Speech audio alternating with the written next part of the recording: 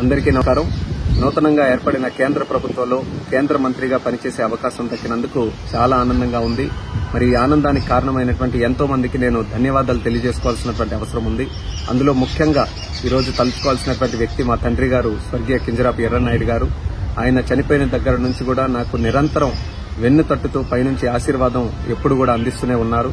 అలాగే ముఖ్యంగా మరి నాన్నగారు చనిపోయిన దగ్గర నుంచి హక్కును చేర్చుకుని నాకు నిరంతరం గైడెన్స్ సపోర్ట్ అన్ని ఇస్తున్నటువంటి మా అధినాయకుడు నారా చంద్రబాబు నాయుడు గారు, అలాగే నాకు సోదరుడు భావంతో చూస్తున్నటువంటి మా లోకేష్ అన్న గారు, అలాగే పవన్ కళ్యాణ్ గారు, అలాగే మన నరేంద్ర మోదీ గారు, మరి ముఖ్యంగా మా బాబాయ్ అచ్చెన్నాయుడు గారు, మా కుటుంబ సభ్యులు, మా అమ్మ, అలాగే మా సతీమణి అందరూ కూడా ఎన్నో త్యాగాలు చేసి ఈరోజు నేను 3 సార్లు గెలవడానికి కారణమయ్యారు.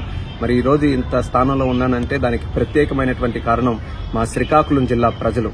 మీరు నా మీద చూపిస్తున్నటువంటి ప్రేమ అభిమానం ఎంతవరకు తీసుకుని వచ్చిందో ఈరోజు ప్రత్యేకంగా మీరందరూ కూడా చూస్తున్నారు.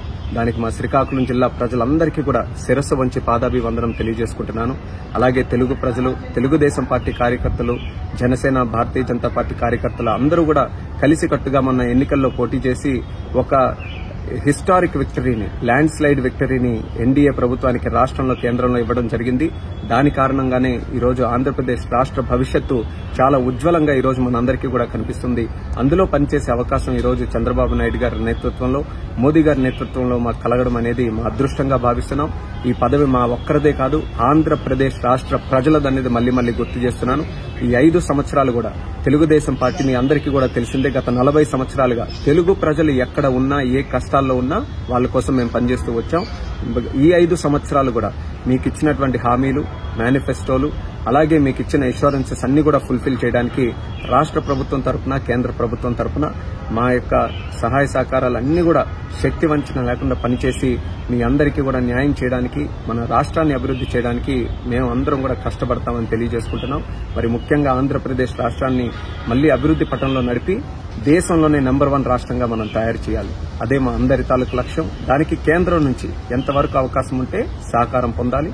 అలాగే దేశ నిర్మాణంలో ప్రధానమంత్రి గారు కూడా భారతదేశాన్ని ఒక ఉన్నతమైనటువంటి స్థానంలో ప్రపంచంలో నిలబెట్టాలని ఆయన కూడా కృషి చేస్తున్నారు. ఆయనకి కూడా సహకరిస్తూ రాష్ట్ర భవిష్యత్తు గురించి నిరంతరం పోరాటం చేస్తూ మీ అందరితో పాటు ముందుకు నడుస్తాం. మరి ఈ స్థానం కల్పించినటువంటి ప్రతి ఒక్కరికి కూడా మరొకసారి నా ధన్యవాదాలు తెలియజేసుకుంటున్నాను. మీ అందరూ కూడా మీ తాలూకు అభిమానం, ఆప్యాయత, ఆశీస్సులు ఇలాగే కొనసాగించాలని కోరుకుంటూ మరొకసారి మీ అందరికీ కూడా నా తాలూకు ధన్యవాదాలు తెలియజేస్తూ సెలవు తీసుకుంటున్నాను. Thank you.